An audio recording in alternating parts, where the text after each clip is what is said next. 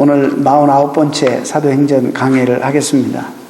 제가 캐나다 토론토를 이렇게 가끔 가는데 토론토에 대한 별로 이렇게 좋은 기억이 별로 없어요.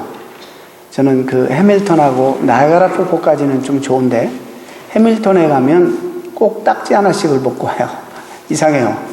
제가 꼭 그런 경험이 있어서 그런지. 근데 너무너무 좋은 그런 제 32년 전의 경험을 먼저 여러분들과 함께 나누려고 합니다. 사도행전 8장에 성령에 의해서 빌립이 광야에 보냄을 받습니다. 간절히 말씀을 사모하는 이디오피아의 간닥에 국고를 맡은 그 내시가 이사야 말씀을 읽고 가는데 이 무슨 말씀인지를 이해를 못하는 거예요. 하나님께서 빌립을 보내서 그 말씀을 풀이해주고 그 말에서 내려 세례받고 그런 그 사건이 기록되어 있는데 저도 그와 비슷한 경험을 토론토에서 했기 때문에 제가 이제 가족이 오기 전에 6개월 먼저 유학을 왔습니다. 그래서 이제 여름 방학이 되어서 굉장히 더운 방학 8월에 가족이 오기 전에 제가 캐나다를 방문했습니다. 그렇게도 유명한 나이아가라 폭포를 좀 보고 거기까지 왔으니 기왕에 좀 올라가서 토론토를 좀 보자. 그래서 토론토를 이제 구경하고 250불짜리 자동차를 끌고 그때는 좋았습니다. 제가 그 차를 사고 일주일 동안 매일 나가서 닦았으니까 얼마나 처음으로 가지는 자가용이니까 제가 흥분했겠습니까? 그걸 타고 이제 유학생이니까 돈도 별로 없으니까 겨우 가스비만 가지고 갔습니다. 그런데 일정이 조금 변수가 생겨서 조금 돈도 많이 낭비하고 이제 다시 돌아와야 되는데 상당히 쉽지 않은 그런 여정을 여행을 했습니다. 그래서 나머지 일행들은 버스를 타고 다 내려오고 저만 이제 제 차로 갔으니까 타고 내려와야 되는데 제가 지금은 GPS도 있고 조금 방향 감각이 있지만은 동서남북을 구별을 잘 못했습니다. 아침에 일어나면 해가 어디서 뜨는가 보고 그게 동쪽이고 오후에는 해가 어디로 지는가 봐서 그게 서쪽이고 그러나 낮에는 이게 어디가 동쪽이고 어디가 남쪽인지 또 서쪽인지를 전혀 분간을 못하는 그런 사람입니다. 저희 아내가 이제 GPS 역할을 계속 했는데 그 후에 그래서 큰 길이 나타나서 지도를 보면서 이 큰 길로만 똑바로 가면 이제 되는데 참 희한합니다. 큰 길로 똑바로 가는데 뭐에 홀렸는지 저도 모르게 아니 오늘 길에서 제가 라이턴을 하고 있는 거예요. 내가 왜 이러지? 이러면서 다시 이렇게 한 블락 돌아서 다시 나오면 되는 거니까 그래서 그냥 라이턴을 하고 그 다음에 가다가 한 블락을 돌아서 나오려고 하는데 이 길이 바둑판처럼 대부분이 그렇잖아요. 구미는 바둑판처럼 이렇게 되어 있는 길인데 그 길은 이렇게 사선으로 가는 거예요. 그리 가다가 제가 길을 놓쳤습니다. 가지고 제 생각이 이쪽에만 있으니까 자꾸 이쪽으로만 트는데 그런 경험이 여러분 있으세요? 어디로 미국으로 들어가는지 자꾸 들어가는 거예요. 그러다 안 되겠다. 한참 가스비도 아까울 그 시절에 굉장히 헤맸습니다. 그래서 이럴 게 아니라 가스스테이션이나 컨비니언스 스토어가 캐나다 그쪽에는 많습니다. 거기 스탑해서 물어봐야겠다 하고는 보니까는 마침 거기에 컨비니언스 스토어가 있어서 스탑을 해서 들어갔습니다. 얼마나 긴장하고 여름에 에어컨도 잘 안 되는 차를 타고 갔기 때문에 더워요. 그래서 코카콜라를 하나를 들고 나와서 카운터에 딱 놓고 돈을 내려고 하니까 이분이 성경을 보고 계시는 거예요. 저는 이제 신학을 공부하러 왔기 때문에 관심도 많고 말씀을 그동안 공부하느라고 전하지 못해서 가슴이 터질 것 같은데 이 사람은 성경을 보고 있는 거예요. 그래서 제가 보니까 한국 분이에요. 한국 성경이고 그래서 이제 이야기를 하게 됐죠. 제가 돈을 냈는지 안 냈는지도 모르고 이제 둘이 대화가 터졌습니다. 이분은 최근에 은혜 받고 좀 최근에 하나님을 만났는데 성경을 이렇게 보는 데는요 아무 이해가 안 되는 거예요.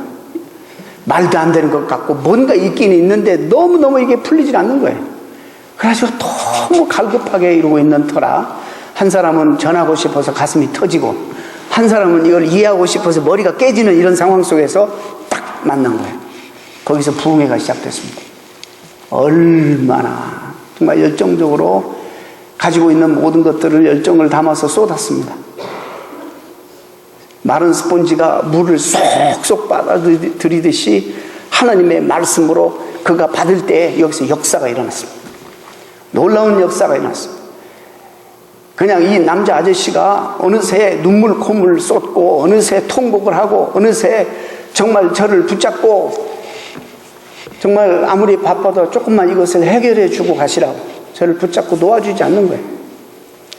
그래서 이제 일일이 아니지만 몇 시간 같이 말씀을 가지고 성경 공부하고 성령 인도하심 따라 인도했어요.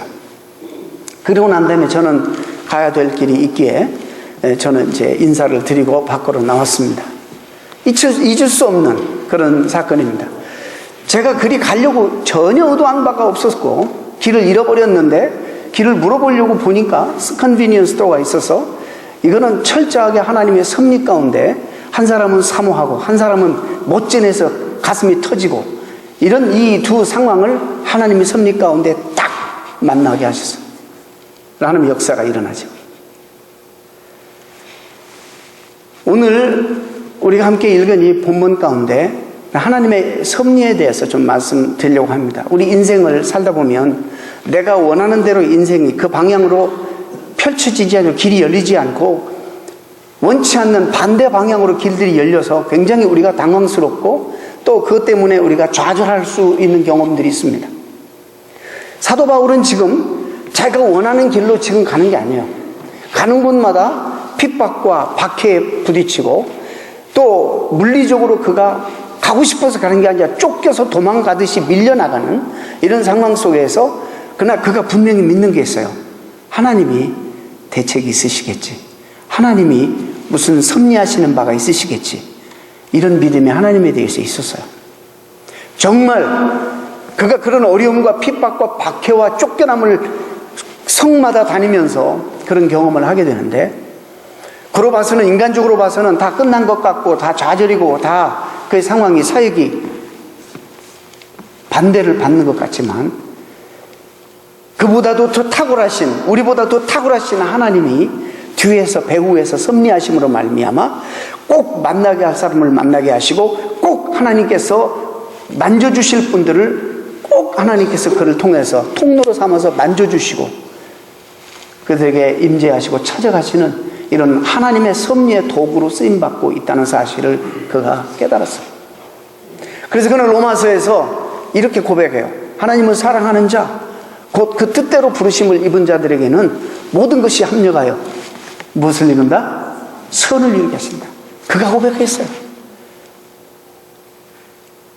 내가 알거니와 내가 받는 지금 고난은 장차 내가 받게 될 영광과 좋게 비교할 수가 없다. 누가 고백했어요? 사도 바울이 고백했어요. 그가 이것을 골방에서 그냥 하나 만들어내는 그런 개념일까요? 아닙니다. 그의 삶의 현장 속에서 사역의 현장 속에서 수없이 많은 반대와 어려움 속에 부딪히면서 그는 그게 끝인 줄 알았는데 사역의 문을 닫는 줄 알았는데 하나님께서 다른 반대 방향의 사역의 문을 여셔서 그쪽에 가보니까 하나님이 예비하신 사람들이 있고 하나님이 예비하신 사건들이 있었다는 거예요. 그래서 가는 곳마다 그는 하나님의 뜻을 이루어드리고 하나님의 섭리를 이루어드리는 아름다운 도구로 하나님 앞에 쓰임받았다는 사실입니다. 사랑하는 성도 여러분, 이게 우리에게 엄청난 교훈을 주는 것입니다. 우리는 한 치 앞을 내다보지 못하고 우리는 미련하여서 우선 당장 내 돈에 필요한 것, 우선 당장 내 육신에 필요한 것을 위해서 하나님 앞에 구하지만은 그리고 하나님께서 어떤 때 더 좋은 곳이 있어서 우리 앞길을 막고 뒤로 우리를 회전시키실 때 여러분 섭섭해하고 하나님 원망하는 마음이 생기고 우리 마음속에 좌절이 생기고 절망하고 그런지 여러분 아십니까? 하나님 우리를 얼마나 사랑하시는지 우리를 사랑하신 그 아들을 희생시키기까지 우리를 사랑하시고 그 아들의 목숨과 우리를 바꿨는데 우리를 하나님이 얼마나 사랑하신지 대책 없이 하나님 그러시겠어요? 그렇기 때문에 우리가 하나님 앞에 이 순간에도 고백하는 것은 어떤 방법으로 우리가 삶을 하나님 앞에 섭리의 길 위에 올려드리면 하나님이 섭리하셔서 하나님의 선한 뜻을 이루시고 회복할 자를 하나님께서 만나서 회복하게 하시고 우리의 삶도 회복되는 새로운 역사가 일어나게 될 줄로 믿습니다. 이것을 교훈하시는 오늘 말씀. 그는 루스드라에 가서 복음을 전했는데 거기에 반대 세력들이, 기득권자들이, 유대인들이, 유력자들까지 동원하고, 여기 보면은 그들을 다 동원해서 마음을 그들에게 꼬셔서, 오늘 말로 설득해서, 선동해서 사도 바울을 물리적으로 몰아냈어요. 그 속에, 그 성에서 더 이상 말을 전하지 못하도록. 그래서 이 사도 바울 일행은 쫓겨났어요. 어디로 쫓겨났습니까? 이고니온으로 쫓겨났어요.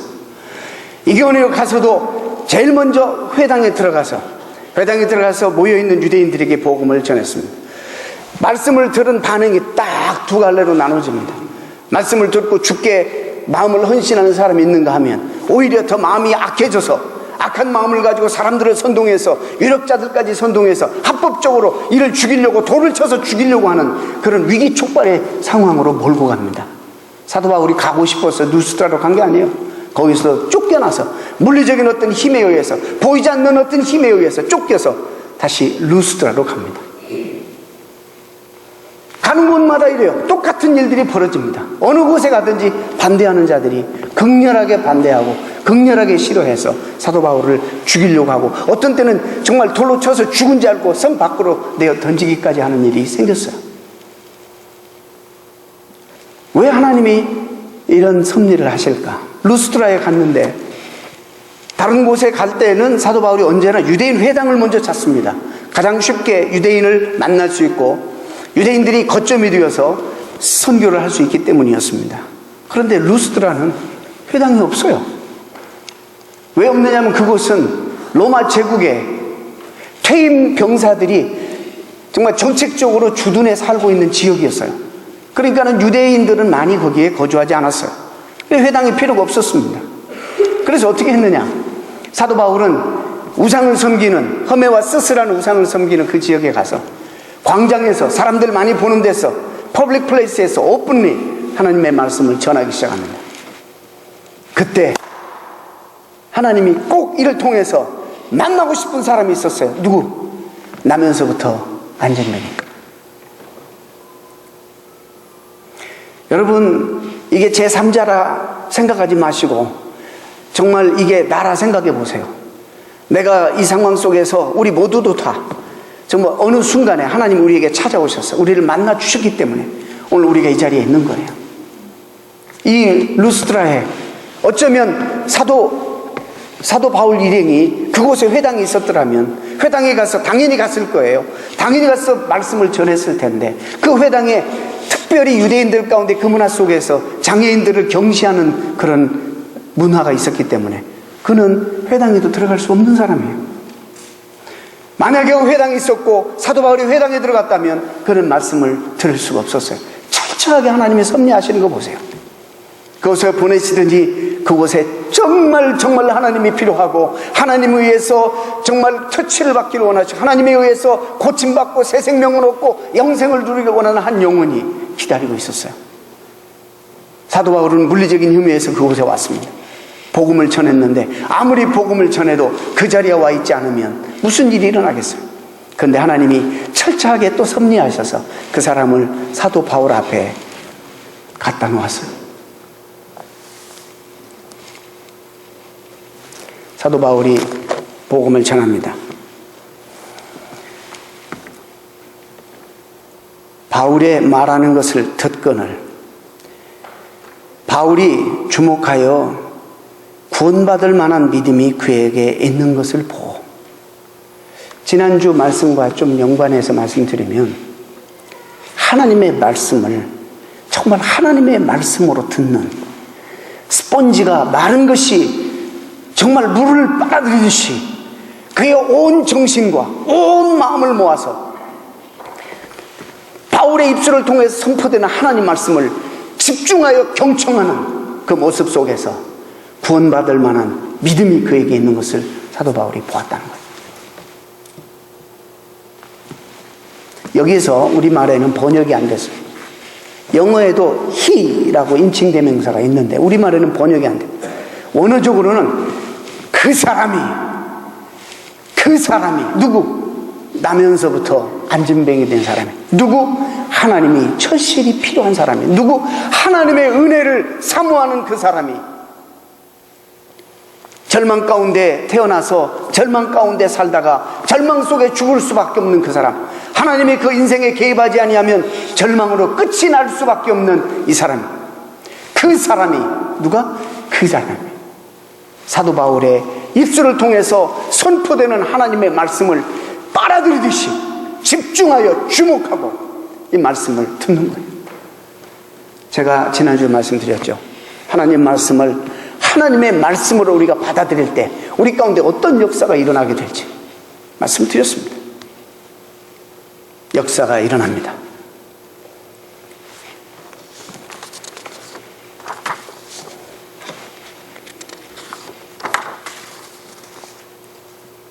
본문을 기록한 저자는 우리가 아는 대로 누가입니다. 누가는 직업이 의사예요.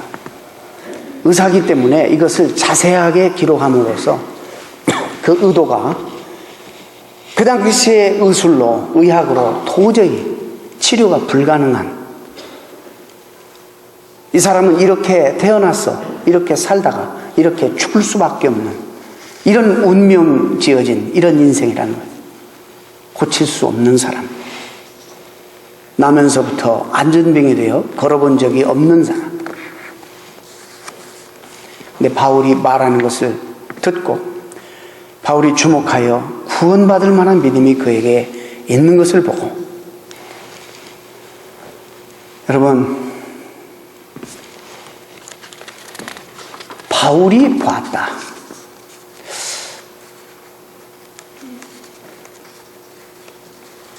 그리고 난 다음에 바울은 10절에 큰 소리로 뭐라고 외치냐면, 내 발로 바로 일어서라, 이렇게 외치니까 그가 벌떡 일어나서 걷게 되고 뛰게 되었다.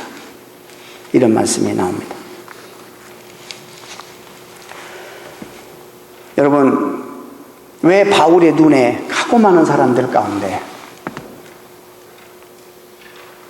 그 하나님의 말씀을 들었던 수많은 사람들 가운데 그 사람의 눈에 보였을까요? 저는 혈루증 앓은 여인이 주님이 걸어가시는데 수없이 많은 사람들 입하에 둘러싸여서 걸어가시는데 이 여인이 고침받기를 너무 간절히 여겼는 나머지 피를 흘리는 여인이 사람들 앞에 공개적으로 나오는 것은 돌 맞아 죽을 그런 위기인데도 불구하고 이 여인이 나와서 최선을 다해서 사람을 뚫고 누가 한 번이라도 이 얼굴을 보면 unclean, 부정하다 이래버리면 돌을 들어서 정말 쳐서 죽을 수밖에 없는 여인이 용기를 가지고 주님의 옷자락을 만집니다. 주님의 가던 걸음을 멈춥니다. 누가 내 옷자락에 손을 대었다. 제자들이 황당한 거예요. 이렇게 많은 사람들 밀고 밀치면서 주님의 옷자락에 손 만진 사람이 한둘이었겠어요? 아니다. 주님이 이렇게 말씀한, 나에게서 능력이 빠져나갔다. 이런 말씀. 마치 백큐할 때 썩겁하듯이 하나님의 능력을 간절한 사모하는 마음으로 빨아들이듯이 하나님의 능력을 빼앗아간 여인이 있었다는 거예요. 바로 이 안진뱅이도 그런 심정을 가지고 하나님 앞에 말씀을 들었어요. 사도 바울은 분명히 그가 쓴 로마서에서 이렇게 말합니다. 믿음은 들음에서 나며 들음은 그리스도의 말씀으로 말미암느니라. 하나님의 말씀을 들으면서 이가 믿음이 생기기 시작하고 이제 하나님의 말씀의 권위와 능력이라면 자는 무엇이든지 할 수 있다라는 간절함이 생기고 더 간절한 마음으로 더 집중하여 하나님 말씀을 들을 때에 사도 바울이 그를 주목하게 되고, 그리고 난 다음에 그에게 큰 소리로 외쳐서 일어나기를 명령합니다. 여기서 여러분들과 함께 나누고 싶은 것은, 여기서 우리가 정말 놓칠 수 있는 너무나 소중한 교훈을 여러분들에게 말씀드리고 싶습니다.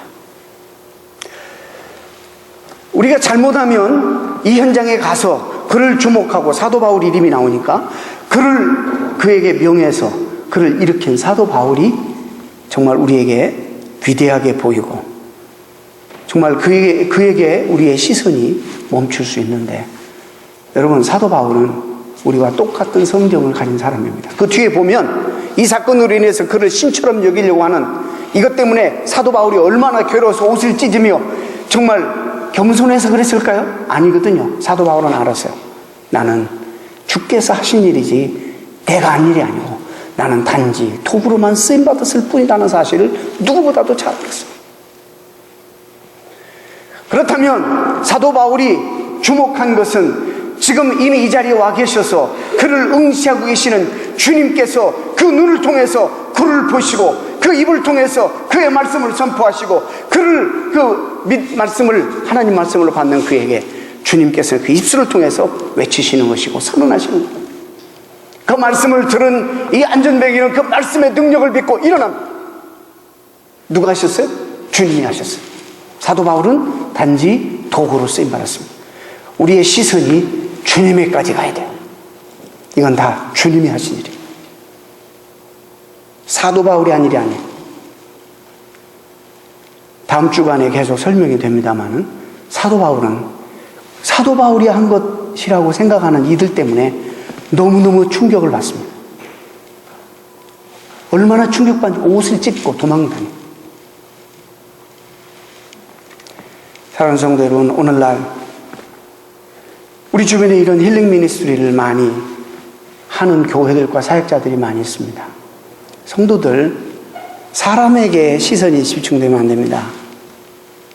누가 되었든지 그들은 도구에 불과합니다. 누가 하셔요? 하나님이 하십니다.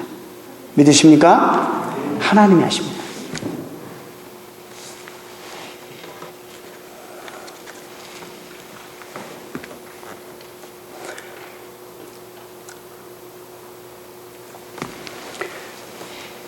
사도 바울을 먼저 물리적인 힘에 의해서 내어 쫓아서 그쪽으로 가게 하신 하나님, 먼저 하나님 그곳에 가 계셨고 먼저 그를 통해서 그의 시선을 통해서 하나님이 바라보시고 하나님이 그를 주목하시고 하나님이 먼저 가 계신 거예요. 그래서 그를 불러서 회복하셨다는 사실을 우리는 의심할 여지가 없습니다.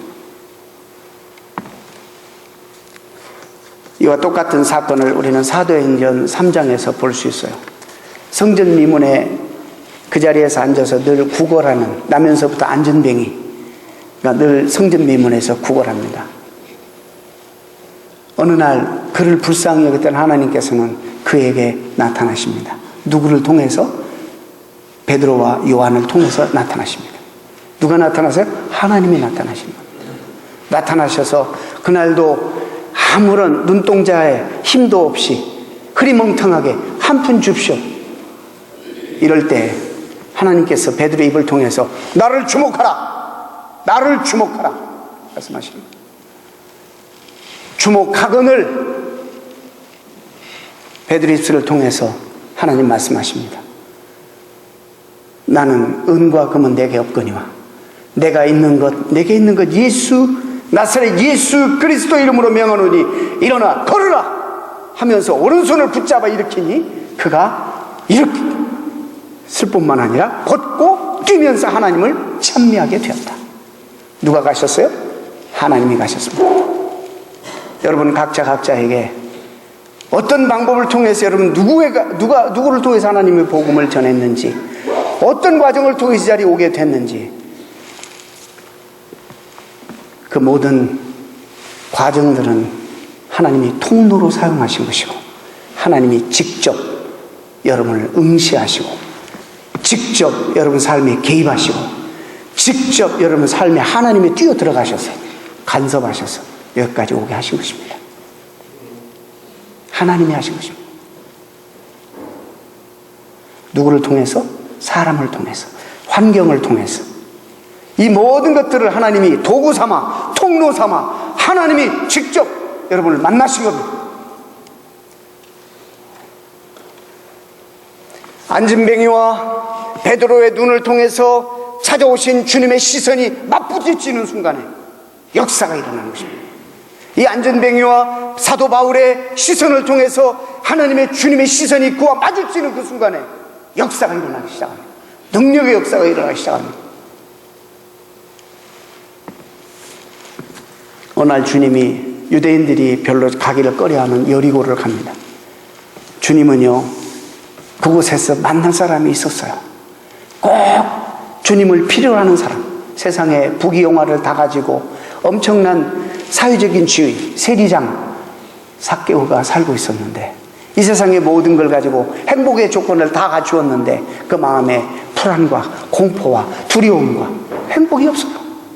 그래서 내가 뭘 미싱하고 무엇을 내가 놓치고 살아가고 있는지를 고민하며 이 문제를 해결하기 위해서 많은 사람들에게도 물었을 것이고 고민했을 것입니다. 그런데 어느 날 위대한 스승 예수가 자기 동네에 들어왔다는 소리를 듣고 부랴부랴 준비해서 나가보니까 이미 동구박에 들어오시는 예수님은 많은 사람들을 에워싸여서 나가보니까 키 작은 삭개오는 도대체 주님을 가까이 만나보기는 커녕 볼 수도 없는 지경에 이르렀습니다. 너무나 간절했더니 삭개오는 어른이면서 그 시대의 체면도 알면서 뽕나무에 올라가서 예수님을 사모하고 바라봅니다.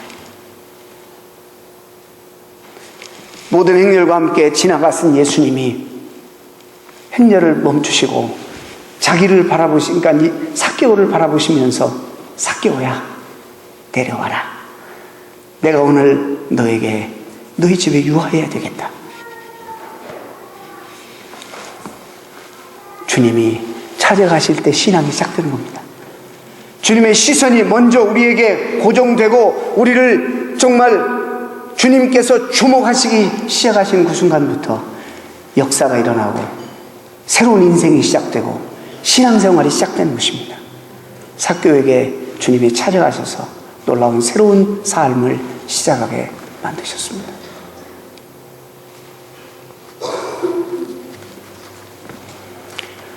그래서 우리는 믿음을 이렇게도 정의해 볼 수 있습니다.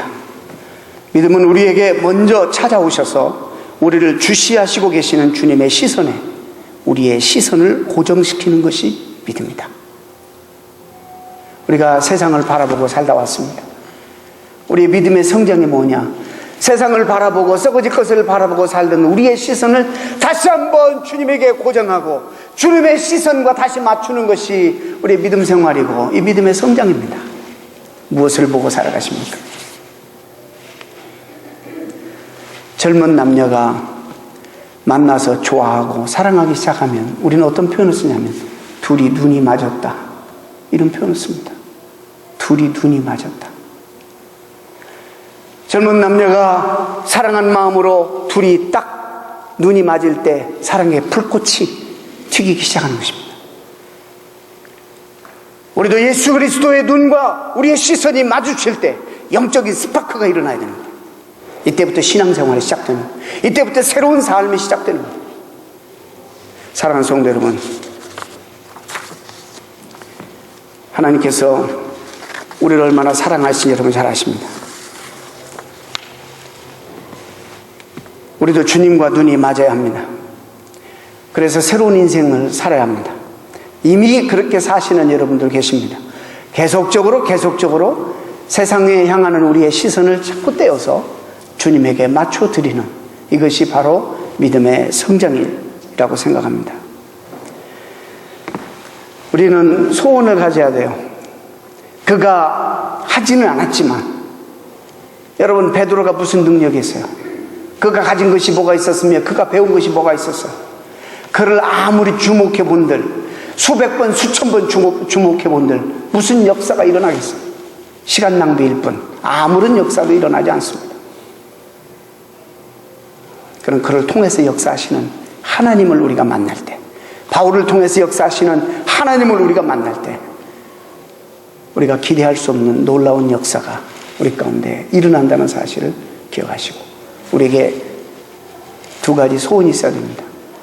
첫째는 하나님 앞에 매일매일 우리의 시선을 집중해야 되겠다라는 소원과, 또 한 가지는 바울처럼 이런 하나님의 놀라운 일에 내 눈이 하나님의 눈이 되고 내 입이 하나님의 말씀을 선포하는 도구가 되어서 내 입술을 통해서 하나님 말씀이 선포되고 내 눈이 정말 구원이 필요하고 정말 영혼의 은혜가 필요한 사람들에게 내 눈이 주목되어지고 내 손과 발이 그리스도의 사랑이 필요하고 섬김이 필요한 곳에 내 손길과 발길을 하나님 앞에 도구로 들여서 치유하고 회복하고 봉사하고 섬기는 일에 쓰임받는 그런 도구들이 될 것을 우리가 소원해야 됩니다.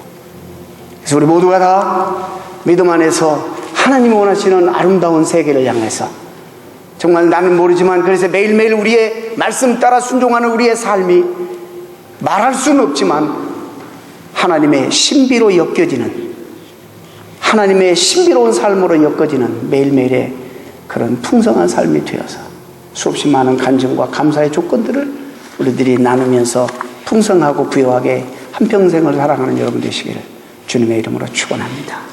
축원합니다. 네. 믿음은 추상명사입니다. 제가 여기서 끝내려고 했는데 오늘 조금 빨리 끝내는 것 같아서 조금 더. 믿음은 추상명사였어요. 추상명사라는 것은 눈에 보이지 않는 실체라는 거예요. 안 보인다는 거예요. 근데 믿음도 보입니다. 여러분, 기쁨도 추상명사입니다. 기쁨도 눈에 안 보입니다. 그런데 보입니다. 어떤 사람이 그 심령 속에 큰 기쁨이 깃들면 어떤 방법으로도 이 기쁨은 표출됩니다. 감출 수가 없습니다. 드러나게 되어 있습니다. 믿음도 드러나게 되어 있습니다. 간디가 이런 말을 했어요. 당신들이 믿는 그리스도는 내가 좋아하고 내가 믿는다. 그러나 당신들 때문에 당신들의 삶과 그리스도의 삶이 너무나 다르기 때문에 나는 당신들 때문에 못 믿겠다. 우찌무라 간조, 일본의 신학자죠. 이 사람이 무슨 얘기했냐면 오늘 성도들의 행동을 볼 때, 그들의 언행 심사들을 볼 때, 행동들을 볼 때 도저히 하나님을 믿을 수가 없다. 그러나 하나님의 말씀인 성경, 하나님의 말씀을 볼 때마다 나는 하나님을 믿지 않을 수가 없다. 이게 무슨 얘기냐? 우찌무라 간조나 간디가 그들이 보아온 그리스도인의 믿음에 나타나는 표현들을 볼 때 무슨 얘기죠? 드러난다는 거예요. 우리의 믿음은 보여진다는 거예요. 하나님도 보시고 많은 사람들이 여러분의 믿음의 삶을 평가하고 있는 것이에요. 말로 하는 것은 누구든지 할 수 있어요. 말로 하는 것은 엄청나게 허구성이 많아요. 여러분, 주님 앞에서, 사람들 앞에서 믿음을 보이세요. 이 시대는 말로만 복음을 전하는 시대가 아니에요.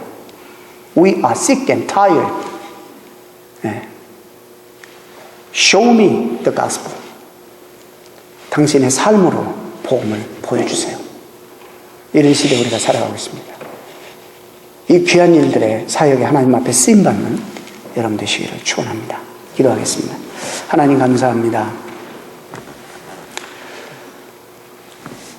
하나님의 말씀으로 우리가 받을 때 일어나는 역사, 능력, 우리가 아무리 강조해도 지나칠 것이 없습니다. 그렇다면 우리에게 고민이 생겼습니다. 나는 지금 하나님의 말씀으로 듣고 있지 않다는 결론입니다. 오 하나님, 우리를 불쌍히 여겨 주옵소서.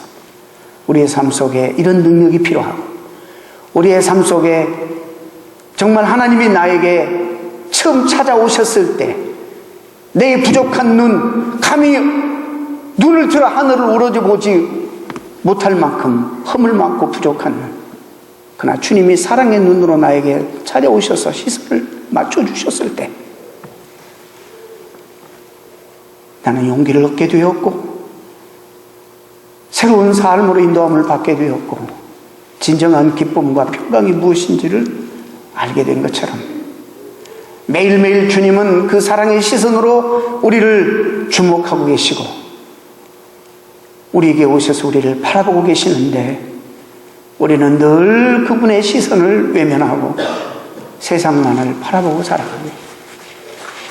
마치 베드로가 이제 십자가를 향해서 가시는 주님을 멀찍이 가까이 있어서 주님의 시선을 마주치면 주님께서 그에게 원하시는 바가 무엇인지를 그가 알기에 부담이 되어서 멀찍이 주님을 쫓았던 베드로처럼 주님과 있어서 주님을 떠날 수는 없고 버릴 수는 없고 그러나 부담이 안 되는 방향, 그 거리에서 주님을 쫓는 저희들이 아닌지, 하나님 우리 한 사람 한 사람을 불쌍히 여겨주시고 긍휼히 여겨주시고, 하나님 우리를 다시 한번 주님의 그 사랑의 눈빛으로 우리를 녹여주시고, 하나님의 그 사랑의 시선 앞에 다시 한번 우리들이 세상 욕심 다 버리고 이 세상에서 주님보다 귀한 것 없다고 다시 고백하며 나오는 하나님의 신실하고 사랑받는 자녀들 다 되게 하여 주옵소서. 세상의 유혹이 얼마나 우리를 무섭게 몰아치는지 모릅니다. 하나님, 주의 거룩한 백성들은 뱀처럼 지혜롭고 비둘기처럼 순결해서 하나나라 백성답게 이 땅에서 주님의 나라를 확장하는 일에 일선에서 쓰임받을 뿐만 아니라 주님을 기쁘시게 하는, 영화롭게 하는 그런 일에 앞서서 쓰임받는 주의 백성들 되게 하시고, 우리 성도들이 그리고 가정들이, 우리 교회가 이 일에 최선을 다하게 하여 주옵소서. 예수님의 이름으로 기도합니다.